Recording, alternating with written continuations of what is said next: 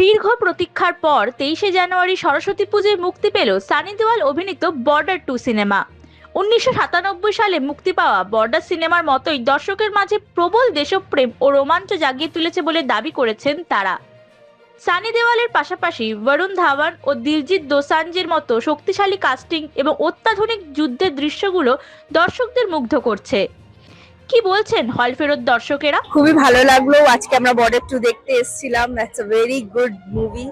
Always 5 out of 5। খুবই সুন্দর, recommend করব আপনারা সবাই এসে একবার এই মুভিটা অবশ্যই দেখে যাবেন।